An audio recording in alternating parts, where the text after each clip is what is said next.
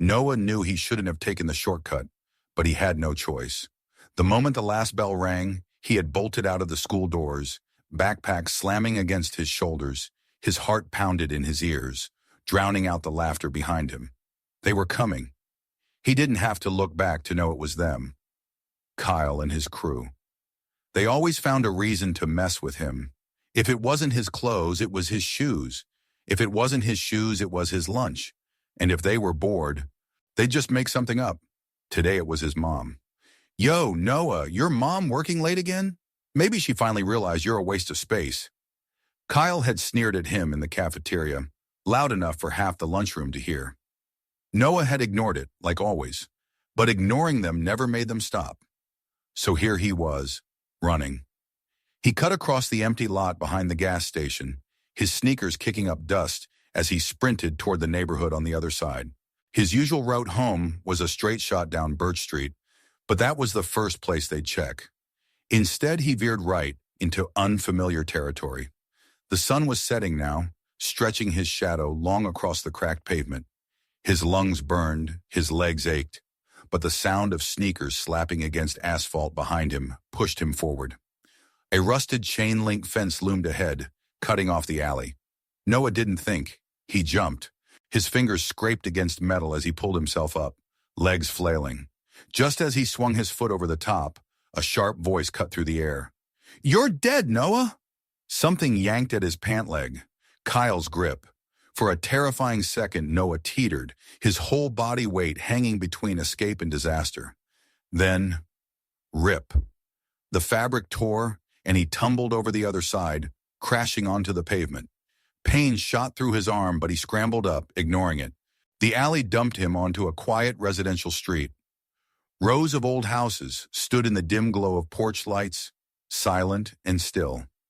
No kids playing outside, no car engines humming, no signs of Kyle and his crew. For the first time in what felt like forever, there was nothing but his own ragged breathing. Noah staggered forward, gripping his scraped elbow. His legs trembled, the adrenaline finally wearing off. He knew he couldn't go home yet, not with them still lurking. He needed a place to hide. His eyes darted around, scanning the porches, the driveways, the houses. Then he saw it. A small, unassuming home with a wooden porch. The kind of place that felt safe. He hesitated for only a moment before stepping up to the door. His hand hovered over the knocker, his chest tightened. What if they didn't answer? What if they told him to leave? But then, from somewhere behind him, he heard a voice. "Hey! I see you, Noah!" Panic slammed into his chest. He didn't have time to think anymore. He knocked hard, and then he waited. But the person who opened the door was the last person he expected. The door groaned as it swung open. Noah barely had time to catch his breath before his eyes traveled up, way up to the figure standing before him. The man in the doorway was old, but not frail. His shoulders were broad, his stance relaxed yet firm. Deep lines etched his face, like time had carved them with a careful hand. But it was his eyes that froze Noah in place. They weren't just watching him, they were measuring him. The boy swallowed hard. Nothing came out. His voice had abandoned him. The man said nothing, just stared, one brow lifting slightly as if waiting for an explanation. Behind him, the house was dimly lit, but Noah could make out shelves lined with books, a sturdy leather chair in the corner, and an old wooden table that looked like it had seen more than its fair share of years. Noah licked his lips, forcing the words out. I just need a place to hide. For a second, please." The man didn't move, didn't even blink. Noah could feel his heartbeat hammering against his ribs. What if this was a mistake? What if he was about to get yelled at, or worse, sent right back outside to Kyle and his gang? But then movement. The man's hand reached for the doorframe, gripping it lightly, like he was making a decision. Then with a slow nod, he stepped aside. Noah hesitated just for a second before stepping inside. The door closed behind him with a quiet click. The man walked past him, settling into a chair in the corner. He didn't say a word, just gestured to a worn-out couch across from him. Noah sat down carefully, his backpack still clutched to his chest. The silence stretched between them, thick and heavy. His eyes darted around the room. Movie posters, framed photos, a few awards on the shelves. There was something familiar about the man, but Noah couldn't place it. Finally, the man leaned forward, resting his elbows on his knees. His voice when he spoke was low and gravelly, carrying the weight of years. "Who are you running from, kid?" Noah blinked. He wasn't expecting that. Not, "What are you doing here?" Not, "Where are your parents?" Just, "Who are you running from?" For some reason, that made it harder to answer. Noah exhaled shakily. "Some guys from school. They won't leave me alone." He stared at the floor. "I didn't know where else to go." The man studied him for a long moment, fingers laced together, then finally, "You know who I am?" Noah frowned. His eyes flicked to the framed photos again, scanning them more carefully, and then his stomach dropped. The squint, the jawline, the way he sat like nothing in the world could shake him. His breath caught in his throat. "You're Clint Eastwood." The man didn't confirm it, didn't deny it, just held his gaze. Noah's hands tightened around the straps of his backpack. He suddenly felt small, like he had just walked into the wrong room, the wrong house, the wrong life. Clint finally leaned back, crossing his arms.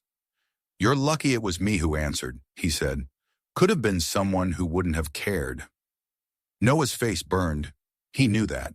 He knew knocking on a stranger's door was reckless, stupid even, but what choice did he have? Clint must have seen something in his expression, because his voice softened. "You hungry?" Noah hadn't thought about it until now, but the second Clint said it, his stomach twisted with hunger. He nodded, a little embarrassed. Clint stood up, moving toward the kitchen without another word. Noah sat there, his brain still trying to catch up. He had come here running for his life, and now he was sitting in Clint Eastwood's house, like it was the most normal thing in the world. But something told him this night was about to get a lot stranger. The smell of something sizzling in a pan drifted from the kitchen. It wasn't fancy, just eggs and toast, but to Noah, it smelled like home. His mother barely had time to cook with her late shifts, so dinner was usually whatever he could find in the fridge. Clint moved slowly but deliberately, like a man who didn't waste energy on things that didn't matter. He cracked the eggs with practiced ease, flipped the toast in the pan, and slid everything onto a plate before setting it down in front of Noah. No words, no questions, just eat. Noah didn't hesitate. He dug in, realizing only now how empty his stomach was. Clint sat across from him, sipping black coffee from a mug that looked older than Noah himself. For a while, the only sound was the quiet clink of Noah's fork against the plate. Then Clint finally spoke. "Tell me about these kids." Noah swallowed, staring at the table. "They've been after me for months. Doesn't matter what I do. If I ignore them, they push harder. If I talk back, it gets worse." He shook his head. "I don't even know why they picked me." Clint studied him, his expression unreadable. Then he set his coffee down and leaned forward. "You afraid of them?" Noah hesitated. He wanted to say no, to act tough, but the truth was already sitting in the room. "Yeah," he admitted. Clint nodded, like he already knew the answer. "Fear's not the problem, kid. It's what you do with it." Noah frowned, picking at the crust of his toast. "I don't get it." Clint leaned back, exhaling through his nose. "Fear is like a dog. If you run, it chases you. But if you stand still, look it in the eye and show it you're not prey, it backs off." Noah let that sink in. He wanted to believe that, but he wasn't Clint Eastwood. He wasn't some cowboy in an old movie. He was just a kid. "But what if they don't back off?" Clint's eyes darkened just a little. "Then you make them." Noah felt his chest tighten. The idea of standing up to Kyle, to all of them, felt impossible. Every time he tried, they just laughed in his face. "I've tried," he muttered. "Doesn't work." Clint studied him for a long moment. Then he stood up, walked to a shelf near the door, and pulled something off it. He turned back and tossed it onto the table with a quiet thud. Noah blinked. It was a thick, old leather belt, the kind worn by men who had seen things, done things. The metal buckle was scratched, the leather cracked with age. Clint sat back down, tapping a finger against it. "You know what this is?" Noah swallowed. "A belt." Clint smirked, just barely. "It's my father's belt, And when I was your age, I had a Kyle of my own. Noah's breath caught in his throat. You got bullied? Clint nodded slowly. There was a kid named Lenny, mean as hell, made my life miserable every chance he got. He tapped the belt again. One day I got tired of running, so I walked into my old man's room and took this. Not to fight, just to feel like I had something, like I wasn't empty-handed anymore. Noah stared at the belt. He could almost see it. Young Clint, standing in front of a mirror, gripping that leather strap like a shield. What happened? Noah asked. Clint exhaled, his fingers resting against his coffee mug. I stopped looking at Lenny like he was bigger than me. That's all it took. Noah frowned, picking at the crust of his toast. So you're saying I should bring a belt to school? Clint huffed a quiet chuckle. No, kid. I'm saying you need something that makes you feel ready. It ain't about the belt. It's about the weight it carries in your mind. Noah let that settle in his head. The idea felt foreign. The thought that maybe, just maybe, it wasn't about being the biggest or the strongest. Maybe it was about believing you weren't weak. Clint leaned forward again, his voice quiet but firm. You decide when this ends, Noah. Not them. Noah swallowed hard. The words hit in a way nothing else ever had. But would he really be able to stand his ground when it mattered? Noah sat there, his fingers drumming lightly against the table. The weight of Clint's words pressed on him. Could it really be that simple? Clint watched him for a moment before pushing his chair back and standing up. Come with me. Noah hesitated but followed. They walked out the back door onto a small open yard. The air was cool now, the last bit of sunlight fading behind the trees. Clint stepped onto the patch of dirt in the center of the yard, turning to face him. You ever thrown a punch before? Noah's stomach twisted. He shook his head. Clint smirked, just barely. Didn't think so. He cracked his knuckles, rolling his shoulders. All right, kid. Square up. Noah's eyes widened. Wait, you want me to fight you? Clint huffed a quiet laugh. No, I want you to learn something. Noah swallowed hard, but did as he was told, lifting his fists the way he'd seen guys do in movies. He felt ridiculous. Clint circled him slowly. Bullies only have power if you give it to them. They thrive on it. They need you to be scared. Noah kept his stance, shifting his weight from foot to foot. But the second they realize you're not scared anymore, that's when things change. Before Noah could process the words, Clint moved. It wasn't much, just a quick step forward, a flicker of motion, but it was fast. Instinct took over. Noah flinched, stepping back so fast he nearly tripped. Clint stopped, tilting his head. See? That's what they want. They step in, you step back. He took another step. They push, you fold. Noah clenched his jaw. His heart was pounding. Clint gave him a look. Now do it again, but this time don't move. Noah's stomach twisted, but he nodded. He planted his feet. Clint stepped forward, fast, sharp. Noah's muscles screamed at him to flinch, to move, to get out of the way. But he held firm. Clint stopped inches from his face. Good, he muttered. He stepped back again. They did it 5 more times. Each time Noah stood his ground. And each time, he felt the fear loosen its grip just a little more. Finally, Clint nodded in approval. Now you're getting it. Noah exhaled. His chest felt lighter. Clint turned back toward the house. Come on, one last thing. Noah followed him inside, back to the living room. Clint grabbed something from the shelf and tossed it to him. It wasn't the belt this time. It was a small, smooth stone. Noah turned it over in his fingers. What's this for? Clint sat down, resting his elbows on his knees. It's your belt, kid. Something to remind you that you ain't empty-handed. Keep it in your pocket. Noah looked at the stone. It wasn't much, but when he curled his fingers around it, he felt different, stronger. Go home, kid, Clint said. Get some sleep. Noah looked at him, hesitating. There was so much more he wanted to ask, so much more he wanted to say, but Clint had already said enough. Noah nodded, slipping the stone into his pocket. As he stepped outside, he felt something new settle in his chest. Tomorrow was going to be different. Noah barely slept that night. He lay in bed, staring at the ceiling, rolling the small stone between his fingers. His mind replayed every second of the evening. Clint's voice, the weight of his words, the way he'd stood his ground in that yard. Could it really be that simple? Morning came too fast. His alarm buzzed, but he was already awake. He got dressed slower than usual, his body tense. His mom had left for work hours ago. It was just him now. As he slipped his backpack over his shoulder, his fingers brushed against the stone in his pocket. His grip tightened around it, not empty-handed. The walk to school felt different. The streets looked the same, the air smelled the same, but something had shifted inside him. And then, there they were. Kyle and his crew were waiting near the entrance, just like always. Noah's chest tightened. His feet wanted to stop, wanted to turn, but he kept walking. Kyle spotted him first. His face lit up like a kid on Christmas morning. "Look who finally showed up." Noah didn't react. He just kept moving. Kyle stepped into his path. "Hey, where are you going?" The other kids closed in behind him, blocking him in. Same routine as always. But today, Noah wasn't playing his part.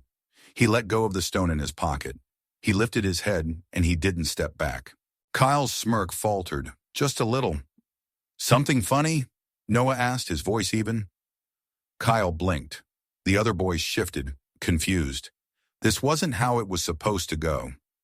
Noah took another step forward, just enough to make Kyle notice. For the first time ever, Kyle was the one moving back. He covered it up fast, rolling his shoulders like it was nothing. "You got a death wish or something?" Noah shrugged. "Nope. Just not running anymore." Silence. It stretched between them, thick as cement.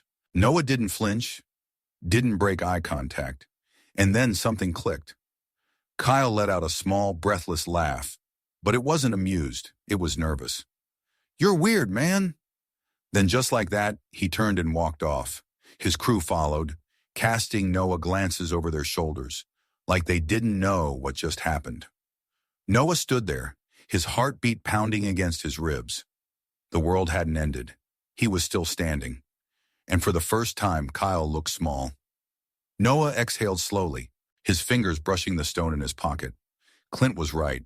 It was over the second he decided it was. The rest of the day felt different, not because the world had changed, but because Noah had.